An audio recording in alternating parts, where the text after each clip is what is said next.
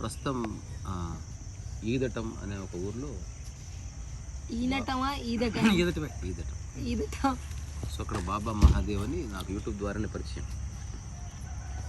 So హఠయోగాన్ని సాధన చేస్తూ తన సొంతంగా ఒక చిన్న ఆశ్రమాన్ని ఏర్పాటు చేసుకొని సో ప్రజలకి తనదైన పద్ధతిలో సేవ చేసే ప్రయత్నం చేస్తున్నాడు. ఇదంతా తన ఆశ్రమం అన్నమాట. ఇది శివలింగాన్ని ప్రతిష్ఠించారు. త్వరలో ఒక దేవాలయంగా రాబోతుంది ఇక్కడ. సో చెప్పు బాబా, ఏం చేస్తున్నావు, ఏమిటి? ప్రపంచానికి విసిరేసినట్టు చాలా దూరంలో అందరూ సిటీలో ఇంకా ఎలీట్ సిటీలోకి అక్కడి నుంచి అపార్ట్మెంట్ పైకి అట్లా అనుకుంటున్నారు కదా, మేము దూరం వచ్చేస్తున్నాం. What is it? నేను కూడా అలా అపార్ట్మెంట్లో సిటీల్లో ఉండే జాబ్ కూడా హైదరాబాద్లో చేశాను. 10 years అక్కడే ఉన్నాను. TV5లో సబ్ ఎడిటర్గా వర్క్ చేశాను 4 years. సినిమా పరిశ్రమలో చేశాను. 3 సినిమాలు తమిళ టు తెలుగు ట్రాన్స్లేట్ చేశాను. తమిళ టు తెలుగు. తర్వాత 3 ఆడియో ఆల్బమ్స్ చేశాను. ట్రాక్స్, లిరిక్స్ అండ్ మ్యూజిక్ కూడా, ట్రాక్స్ కూడా ఇచ్చాను. ఓకే, అన్నీ చేసిన వ్యాపారం చేశాను. అవన్నీ వదిలేసి పూర్తిగా 2011లో బయటకు వచ్చేయాలని అన్నీ వదిలేసి బయటకు వచ్చాను. ఓకే, అప్పటి నుంచి ఇంకా ఈ ఆధ్యాత్మికంగానే ఉంటూ ప్రజల్లో మమేకం అవుతూ ఎవరికి వాళ్ళకున్నటువంటి సాధక బాధలు తెలుసుకుంటూ ఏదైనా సమస్యలు వస్తే వాళ్ళకి మానసికంగా కానీ శారీరకంగా కానీ ఇటువంటి ఇబ్బందులు ఏమైనా ఉన్నట్లయితే వాళ్ళు చెప్తారు. దాన్ని బట్టి మనం పరిష్కారాలు చెప్తూ ఉంటాను. అలాగే నేను హఠయోగా ఎవరైనా సాధనకు వస్తే హఠయోగా కూడా నేర్పుతూ ఉంటాను. నువ్వు ఉన్నావని ఎట్లా తెలుస్తుంది? మ్యాక్సిమం సోషల్ మీడియా ద్వారానే. అందరికీ ఫేస్బుక్ ఉంది, నాకు ఇన్స్టాగ్రామ్ ఉంది. దాని ద్వారా ఎక్కువ తెలుస్తుంటారు. యూట్యూబ్ ఉంది. సో వస్తుంటారు, మ్యాక్సిమం వస్తుంటారు. ఇప్పుడు మీరు ఏదో వచ్చారు, మీరు ఇదే మిరాకిల్ నిజంగా. ఎందుకంటే మీరు రావడం చాలా గ్రేట్. ఎందుకంటే నార్మల్ పర్సన్స్ వస్తూ ఉంటారు, కానీ మీరు ఒక హైలీ ఎన్లైటెడ్ పర్సన్స్, ఇలాంటి వాళ్ళు ఆశ్రమానికి రావడం అనేది చాలా గర్వకారణం. నాకు మీరు రావడం చాలా సంతోషదాయకం.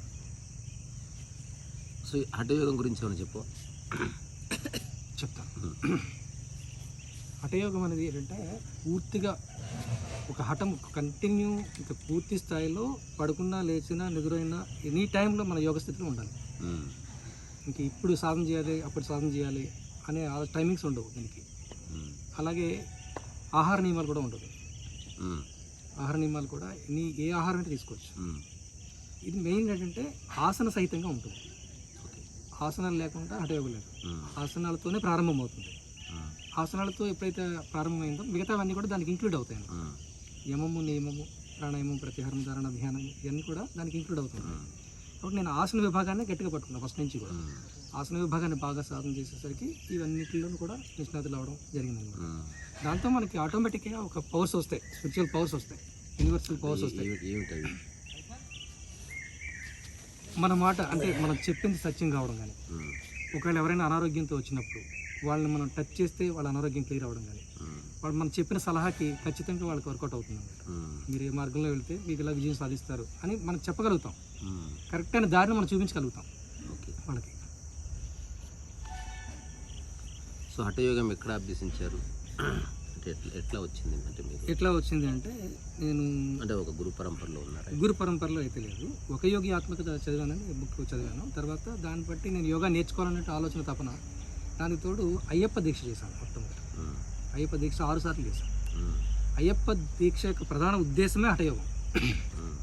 హఠయోగ సాధనే అయ్యప్ప దీక్ష. ఆ అయ్యప్ప దీక్ష ఎప్పుడైతే చేస్తూ ప్రతిరోజు నేను ఆసనాలను అభ్యాసం మొదలుపెట్టాను అనమాట. ఆయన పట్టబంధ ఆసనంలో ఉంటారు. మొట్టమొదటి నాకు అక్కడ వచ్చింది క్వశ్చన్. అయ్యప్ప పట్టబంధ ఆసనంలో కూర్చొని ఉంటారు, యోగముద్రలో ఉంటారు, యోగాసనంలో ఉంటారు అని చెప్పేసి సరికి ఎట్లా ఏంటి అంటే రీసెర్చ్ చేయడం మొదలుపెట్టాను. అప్పుడు ఒకటి కొన్ని బుక్స్ ద్వారా, మన సోషల్ మీడియా, యూట్యూబ్ ద్వారా, ఇలా ఇంటర్నెట్లో ఉన్నటువంటి ఆ ఇన్ఫర్మేషన్ అంతా కూడా తీసుకున్నాను. నాకు నేను కానీ చెక్ చేసేవాడిని. ఎవరిని ఏదైనా క్వశ్చన్స్ అడిగితే కొంతమంది గురువులు అంటే అడుగుతుండేవాడిని. కానీ ఎవరి దగ్గర ఆయన శిష్య పరంపరగా నేను వెళ్ళలేదన్నమాట. ఎవరి దగ్గర శిష్యర్కం చేయలేదు. కానీ దొరికిన ప్రతి ఇన్ఫర్మేషన్ని కూడా తీసుకొని నేను సాధన చేయడం మొదలుపెట్టాను. దాని ద్వారా ఒకటి అప్డేట్ అవ్వడం, నాకు నేనుగానే అంటే ఏదో ఒకరు చెప్పారని అలాగే చేయాలని ఏం కాకుండా నాకు ఇండివిజువల్గా నేను చేస్తున్నప్పుడు నాకేం తెలిసిందో దాన్ని తగ్గట్టుగా నేను ముందుకెళ్ళడం మొదలుపెట్టాను. ఇందులో 84 ఆసనాలు ఉంటాయి.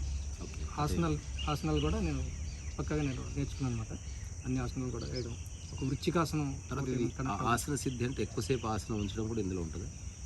ఎక్కువసేపు అంటే మరీ ఎక్కువ అనేం కాదు, ఒక్కొక్కటి పర్టికులర్ మన శరీరం చెప్తుంది.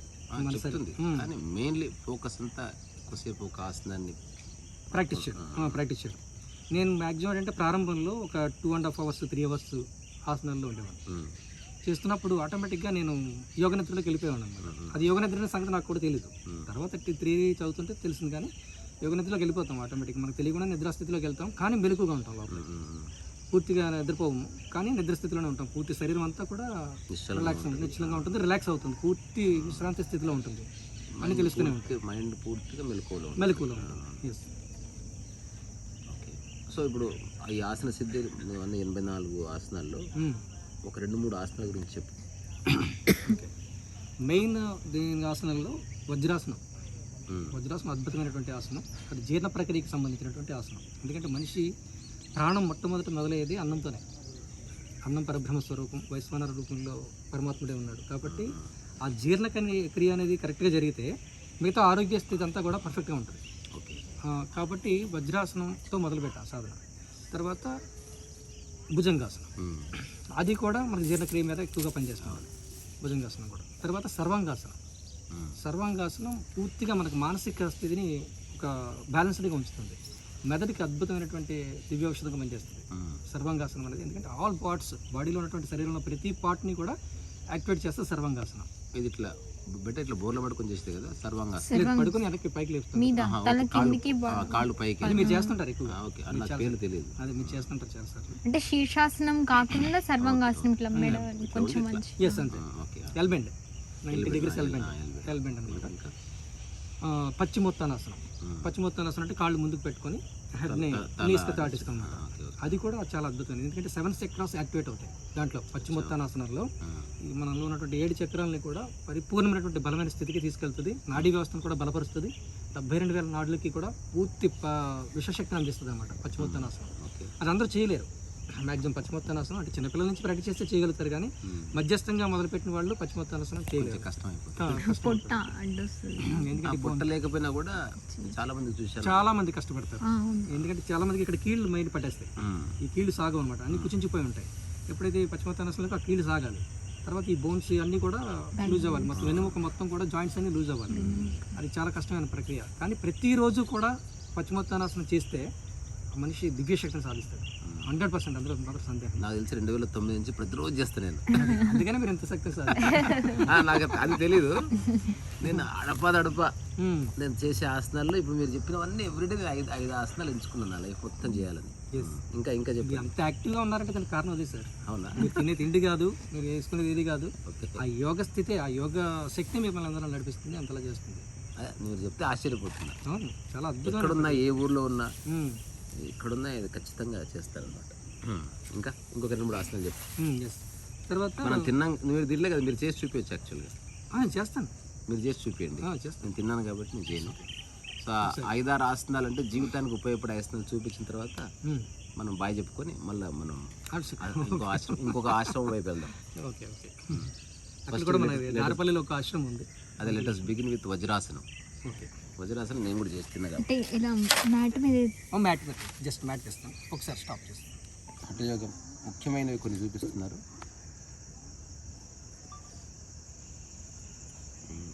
This is వజ్రాసనం.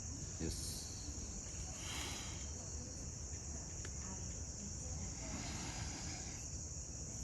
సశంకాసనం.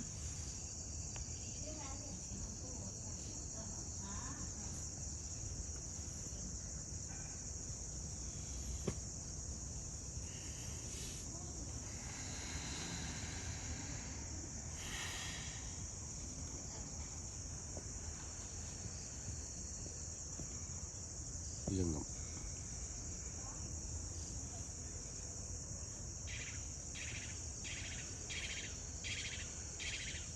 భుజంగాసనం. కోణాసనం.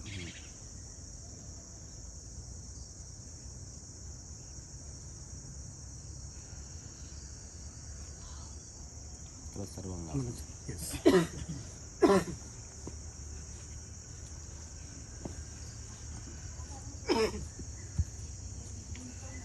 కొంచెం ఇట్లా బెటర్ లైట్ వస్తే.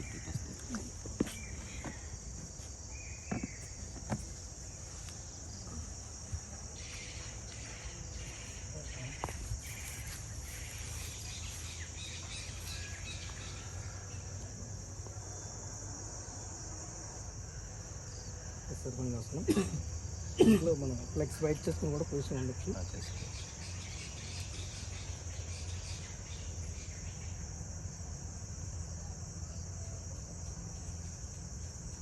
ఓకే, దీంట్లోంచి హలాసనలోకి వెళ్ళిపోవచ్చు.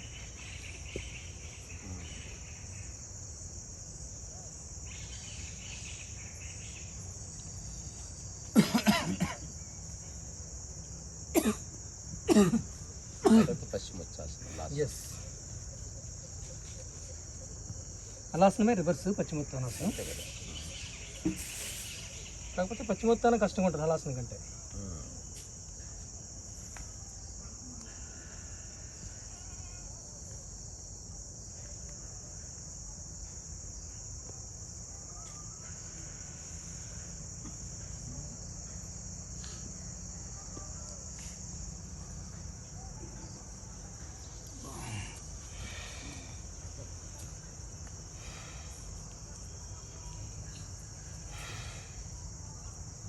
కాబట్టి శీర్షాసనం కూడా వేస్తాం. అలాగే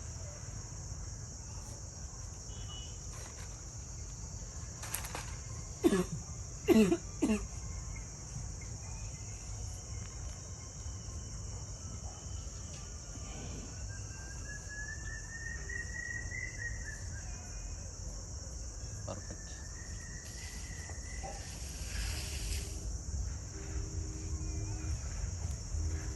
ఇట్లా కూడా లెగ్స్ మూమెంట్ చేస్తాం. అవును అవును.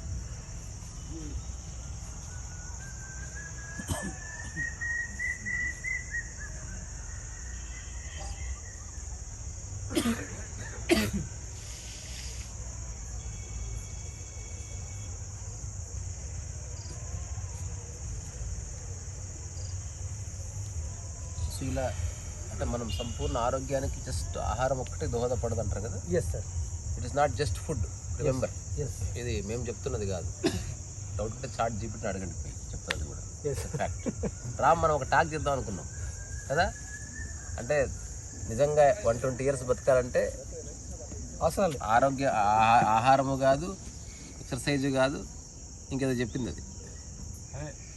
Stress less. ప్రశాంతత. అవి ఇవేవి కారణం కాదు, జస్ట్ స్ట్రెస్ లేకుండా ఉండటం, స్ట్రెస్ లెస్ అది బిగినింగ్ అనమాట. ఎస్, ఉప్పు లాంటిది అది. ఉప్పు లాంటిది, వంటలో ఉప్పు లాంటిది, స్ట్రెస్ లేకుండా ఉండడం అనేది. అది ఎస్. ఎన్ని సాధించినా ఎన్ని దీక్షలు చేసినా దానికోసమే కదా, ప్రశాంతత కోసమే. ప్రశాంతత లేకుండా ఏం చేసినా చెడిపోతుంది. సరిపోతుంది కదా. ఆనందం ప్రశాంతతలో ఏం చేసినా ఎంతో అంత బాగుంటుంది. ఎట్లీస్ట్ ఏం కాకపోతే ప్రశాంతంగా ఉంటావు కదా. ఇంకా అంతకుమించి ఇంకేం కావాలి. సో తర్వాత ఇక్కడ భవిష్యత్తులో కాటేజెస్, కొంత అకామిడేషన్ అంతా క్రియేట్ చేద్దాం అనుకుంటున్నాడు. సో మన మిత్రులు కూడా ఎవరన్నా ఉంటే అతన్ని సంప్రదించండి. స్టోరీ చెప్పండి మీకు. శివలింగం అవి ఇక్కడ ఉన్నటువంటి విగ్రహాలన్నీ కూడా, ఈ 4 కూడా నేను కొన్నవి కాదు, తయారు చేయించినవి కాదు. ఓకే. నాకు అన్ఎక్స్పెక్టెడ్గా వచ్చాయి. ఎలా వచ్చాయంటే, నాకు కొనాలి ఇలాంటి శివలింగం తీసుకోవాలని 2005వ సంవత్సరంలో నేను ఇంటర్నెట్లో సెర్చ్ చేశాను. చేసినప్పుడు ఆ ఫోటో కనిపించింది నాకు, సేమ్ యాజ్ ఇట్ ఈస్ శివలింగం అనమాట. ఎప్పటికైనా ఇలాంటి లింగం తీసుకోవాలనే ఆలోచనతో ఉన్నాను. పట్టుకోండి. అయితే నాకు సడన్గా ఒకసారి కాకినాడ వెళ్ళి వస్తుంటే ఉప్పాడు తీరంలో కనిపించింది అనమాట. నేను చూసిన శివలింగం కదా ఇది అని చెప్పేసి తను తీసుకొచ్చి ఒడ్డున సముద్రం ఉంటుంది. వదిలేస్తారు ఎవరో సంథింగ్. తర్వాత అక్కడ అమ్మవారు కూడా సేమ్ అలాగే అక్కడే. ఇక్కడ ఈ గణపతి ఏమో అద్దరిపేట తీరంలో కనిపించింది, ఒడ్డునే. తర్వాత ఈ లింగం ఏమో ఇప్పుడు దారపల్లి వాటర్ ఫాల్కి వెళ్తున్నాం కదా మనం, అక్కడ నుంచి తీసుకొచ్చాను, అక్కడ నుంచి వాగుల నుంచి తెచ్చాను అనమాట. తర్వాత ఈ నంది విగ్రహం ఏమో ఇక్కడ నుంచి ఒక 18 kilometers దూరంలో సీతమ్మవారి మెట్ట అని ఒక ప్లేస్ ఉంది, వచ్చింది. అది 5000 years బ్యాక్ బీసీ నాటి ప్లేస్ అండి. అది చాలా అద్భుతమైన ప్లేస్ అనమాట. అది 18 kilometers ఉంటుంది ఇక్కడ నుంచి. అక్కడ గుహలు కూడా ఉన్నాయి, కేవ్స్ ఉన్నాయి. ఒక ఇల్లు లాగే ఉంటుంది అనమాట గుహ కూడా. ఒక విండో, మెయిన్ డోరు అట్లా ఉంటే లోపలికి ఉండడానికి అకామిడేషన్. అప్పుడు ఫస్ట్ ఏంటంటే శివభక్తులు ఏర్పాటు చేసింది. తర్వాత బుద్ధిస్టులు దాన్ని ఆక్యుపై చేశారు. శైవ క్షేత్రాలన్నీ కూడా బుద్ధిస్టులు ఆక్యుపైలోకి వెళ్ళిపోయాయి అనమాట. ఫస్ట్ అన్ని కూడా లింగాల కొండలు, లింగాలు అనేవారు. తర్వాత స్తూపాలు అయిపోయినాయి. అసలు యాక్చువల్లీ శివలింగాలే, కానీ దాని స్తూపాల కింద మార్చారు బౌద్ధిజం వచ్చిన తర్వాత. మళ్ళీ వైష్ణవం వచ్చిన తర్వాత ఏం జరిగిందంటే, ఈ బౌద్ధిజాన్ని కొట్టేసి మళ్ళీ వైష్ణవ రూపాల ఏర్పాటు జరిగింది. తర్వాత మళ్ళీ ఇస్లాం, క్రిస్టియానిటీ అన్నీ కూడా రావడం ఒకదానికొకటి కొట్టుకుంటూ అది పైకి వెళ్ళడం అనేది జరుగుతుంది అనమాట. ఎప్పుడైనా జనసంఖ్య ఎక్కడైతే ఎక్కువ ఉంటుందో బలంగా ఉంటుందో ఆ జనసంఖ్య సంబంధించినటువంటి మతం పెరిగిపోతుంది. ఇప్పుడు కోస్టల్ ఇది అలా తెచ్చి పెట్టుకున్నారు Yes, ma'am. ఏ ఇయర్లో ఇక్కడ శివాలయము ఇలా అంతా కట్టాలని మీ యొక్క సంకల్పం. అంతే సంకల్పం అంటే ఏదో ఒకటి ఉండాలి కదా, ఒక ఆచ్ఛాదన కోసం, ఎండైనా వానైనా చలైనా ఉండడం కోసం ఒక గూడు లాంటిది ఉండాలి. అది ఒక మూర్తిని ప్రతిష్ఠించినట్లయితే దాని ద్వారా మనకు దృష్టి కేంద్రీకృతం అవుతుంది, ఒక గురి ఏర్పడుతుంది. అందుకోసం లేకపోతే దేవుడు అన్నింటిలో ఉన్నాడు, కేవలం ఆ లింగంలోనే ఉన్నాడు, లేకపోతే ఆ అమ్మవారిలోనే ఉన్నాడు, లేకపోతే అలాంటిది ఏం లేదు. నాకు తెలిసినంత వరకు, నేను సాధన చేసినంత వరకు దేవుడు అనేటువంటి దివ్య శక్తి ప్రతి అణువులో ప్రతి కణంలో కూడా ఉంది. కాబట్టి అది మనలో కూడా ఉంది. కాబట్టి మనము దేవుడే. అందుకనే అహం బ్రహ్మాస్మి శివోహం అని చెప్తాం. అది అంత ధైర్యంగా మనం చెప్పగలగాలి అంటే అంతటి సాధన, బలం, జ్ఞానం మనలో ఉంటేనే నేనే దేవుడిని ప్రకటించుకోగలం. అలా ప్రకటించగల శక్తి నేను సంపాదించాను. ఎందుకు సంపాదించాను? జన్మజన్మల ఫలం కావచ్చు, ఈ జన్మలోనే నేర్చుకొని ఉండకపోవచ్చు. ఎందుకంటే మనం ట్రావెల్ చేస్తుంటాం కదా, షోలు. సార్ చెప్పినట్టు ఈ సోల్ అనేది ఎక్కడి నుంచో రాదు, ఎక్కడికో పోదు. ఇది గాలి లాంటిది, సహజంగా ఉంది అంతే. అది అలా వీస్తుంటుంది, ఆ కదలికని బట్టి ఒక్కోసారి వీస్తుంటుంది. అలా కదలికని బట్టి మన శరీరం ఏర్పడింది, ఆ సంకల్పాన్ని బట్టి ఆటోమేటిక్గా ఆ శరీరం తాలూకు శక్తి క్షీణించిన తర్వాత శరీరం పడిపోతుంది. కానీ ఆ శక్తి ఏదైతే ఉందో అది మళ్ళీ ట్రాన్స్ఫర్ అవుతుంది, ఇంకొక బాడీలోకి ట్రాన్స్ఫర్ అవుతుంది. కాబట్టి మనం ఆ శక్తినే, అది ఉద్దేశాన్ని మనం క్లియర్గా అర్థం చేసుకొని అవగాహన చేసుకున్నట్లయితే మనకి జననం లేదు, మరణం లేదు. అదంతా తెలుసుకోవడానికి, ఒక దగ్గర కేంద్రీకృతం చేయడానికి ఈ ఆలయం ఒకటి నిర్మిస్తే బాగుంటుందని చెప్పేసి ఆలయం నిర్మిస్తున్నాం. అలాగే ఇక్కడ ఎదురు మెడిటేషన్ హాల్ కింద అండర్ గ్రౌండ్. రండి సార్, రండి ప్లీజ్, కమన్. జై మహాదేవ్. హైదరాబాద్ నుంచి వచ్చారు కాంతరిజా గారు. నమస్కారం. మైథిలి గారు తెలిసి ఉంటుంది మీకు అందరికీ. బాలకృష్ణ రెడ్డి గారు, పక్క గ్రామ ప్రెసిడెంట్ గారు, లీడర్ గారు. సార్ రెండు చైర్లు పట్టు. నమస్తే. అలా అమ్మ, ఎదురు అండర్ గ్రౌండ్లో మెడిటేషన్ సెంటర్ ఒకటి ఏర్పాటు చేస్తున్నాము. డార్క్ రూమ్లో ఉంటుంది. లోపల ఆవు నెయ్యితోటి దీపం వెలిగించి అక్కడ మనం మెడిటేషన్ చేసుకోవడం, ధ్యానం చేసుకోవడం. ఏదేమైనా ఆలోచనలు మంచివి. అంటే ఇది ఒక మన సనాతన ధర్మానికి సంబంధించిన ఒక జీవన విధానం. దాంతోపాటు మన యోగా ప్యూర్లీ ఇండియన్ కల్చర్. నిజానికి అది యూనివర్సల్ కల్చర్, అది ఇండియన్ అనడానికి లేదు. ఇది కరెక్ట్. మనం ఏదో కాబట్టి ఇది కేంద్ర బిందువు. కేంద్రానికి మొత్తం పెరిఫెరీ అంతా ఆనుకునే ఉంది. సరే, మనకి అట్లీస్ట్ యోగా అన్నప్పుడు విశ్వదృష్టిని చూడాలి దాన్ని. సంకుచిత మనస్తత్వం మంచిది కాదు. మా భారతదేశం మాదే. సో భారతదేశం అంటే ప్రపంచ దేశాలని అందులోనే ఉన్నాయని. భారతదేశం అంటే ప్రపంచం అంతే, సరిగ్గా చూస్తే అర్థం చేసుకుంటాను. అన్నది భావనాత్మక, విశ్వ జన కళ్యాణం కోసం నేను మంచి పని చేస్తున్న భావనే. సో మంచి భావన చేయడంలో తప్పు లేదు. ప్రతిదాన్ని మనం వాదన కోసం యోగా పాయింట్ ఆఫ్ వ్యూ. కానీ ఒకటి తల్లి, మిమ్మల్ని నేను అప్రిషియేట్ చేస్తాను. ఎందుకంటే ఖచ్చితంగా ఒక ధీటైనటువంటి ఎదిరింపు లేకపోతే ఆటోమేటిక్ కొట్టుకుంటూ వచ్చే అవకాశాలు ఉంటాయి. కాకపోతే బలమైన గోడ అవసరమే, కానీ ఎంతవరకు ఉండాలి, దానికి ఒక గేట్ కూడా ఉండాలి. అంటే మన శత్రువులను ఎదిరించేటప్పుడు వాళ్ళపైన మనకి ఏ ద్వేషం ఉండదు, కానీ అవసరానికి మనం ఎదిరిస్తాం అంతే. సందర్భంగా అంటే ద్వేషాన్ని దృష్టిలో పెట్టుకుని నిరంతరం అదే భావనతో మనం ఉండకుండా ప్రేమనే దృష్టిలో పెట్టుకుని నిరంతరం ప్రేమ భావనతో ఉంటే, ఒకవేళ మనకంటూ ఆ ఎదిరింపు వచ్చినట్లయితే అప్పుడు అటాక్ చేయడానికి మనం సిద్ధంగా ఉండాలి. మనం బలంగా ఉండాలి, స్థిరంగా ఉండాలి, ఆర్థికంగా, ఆయుధపరంగా, జ్ఞానపరంగా మనం బలపడాలి. అంటే అలా ఉండాలంటే నేర్పే వాళ్ళు శాంతితో పాటు శత్రుబోధ కూడా చెప్పాలి. ఖచ్చితంగా చెప్పాలి. లేకపోతే అర్జునుడికి ఎందుకు ప్రతిబాధ చేశాడు? చచ్చేది నువ్వు కాదు, పుట్టేది నువ్వు కాదురా, కానీ చంపాల్సి వస్తుంది. ధర్మం కోసం చంపుతున్నావు, నీ కోసం చంపట్లేదు. వాళ్ళ కర్మను బట్టి మళ్ళీ పుడతారు. అంతే, ఎవరైనా అంతే. అది మస్ట్ లే. అంటే ఒకటి, ప్రేమని ఎప్పుడైతే పెంచుతూ వెళ్ళిపోతాం అనుకోమ్మా, అప్పుడు ఆటోమేటిక్గా ప్రేమమయం అయిపోతూ ఉంటుంది మన చుట్టూ పరిసరాలన్నీ కూడా. ఎప్పుడైతే మన ద్వేషంతో, అంటే ద్వేషం అని కాదు అక్కడ, కనీసం అవతల వాడు మంచివాడు కాదనే భావన కూడా మనలోకి రాకూడదు. వచ్చిందనుకోండి ఆటోమేటిక్గా ఆ నెగిటివ్ ఎనర్జీ మనలోకి ఫాలో అవుతుంటుంది, మనల్ని ఆటోమేటిక్ ఉద్రేకానికి గురి చేస్తుంటుంది. మనం అలా అనుకున్న శత్రువులు ఉన్నారు కదా, వాళ్ళని గుర్తించి మరి సంరక్షణ. శత్రువులు ఉన్నారు, కానీ దానికి మనం ఎందుకని ఇప్పుడు ఆటంబం మీద కనిపెట్టాము, మనకి ఏ సైడ్ అనేది కాదు కదా, అది బయట లోపల శత్రువుల గురించి నేను మాట్లాడేది. అది చూసారు మీరు అన్నారు, లోపల బయట అనేది కాదు, శత్రువు ఎక్కడైనా ఉంటాడు, మనలోనే ఉంటాడు. కామక్రోధ మద లోభం ఆశ్చర్యం అనేటువంటి 6 దుర్గుణాల రూపంలో మనలో కూడా ఉంటాడు. కాబట్టి ఇది సూక్ష్మమైంది, ఇది మనం తెలుసుకోవాల్సిందే, స్థూలంగా అది కూడా తెలుసుకోవాల్సిందే. ఖచ్చితంగా మనకి ఎదిరింపు ఉంటుంది, ఎదురుదాడి ఉంటుంది అని నిరంతరం మనం అప్రమత్తతో ఉండాలి. కానీ అందుకోసం అని చెప్పి వాడిని ఎదుగుతూ వెళ్ళకూడదు. అంతే వాడు ఎక్కడున్నాడు ఏంటి అని వెతికి తెల్లొద్దు, కానీ అప్రమత్తంగా ఉండాలి. వస్తే ఎదురుదాడికి సిద్ధంగా ఉండాలి. మన రక్షణ మనం చేసుకోవాలి, ఆత్మరక్షణకి. సరే మళ్ళీ అక్కడికి వెళ్ళి మళ్ళీ కాస్త ముచ్చటించుకుందాం. ఇప్పుడు అక్కడికి సో ఇది బాబా గారితో ఒక చక్కటి స్పాంటేనియస్ కాన్వర్జేషన్. నిజానికి చూసారా, ప్రకృతి ఎలా ఉందో అలా ఉంది ఈ వీడియో. ఒక నైట్ తర్వాత ఇది నాకు ప్రకృతిలో దొరికింది, ఊరికే చాలా పట్టుకోవచ్చు. సంతోషం సార్, ఎందుకంటే అది కూడా బాగుంది, మీకోసం తయారైంది. అది బాగుంది, అది ఎప్పుడో పుట్టింది, ఇందులో గ్రేట్ బ్యాలెన్స్, మీ చేతిలోకి వచ్చింది. గొప్ప బ్యాలెన్స్ ఉంది.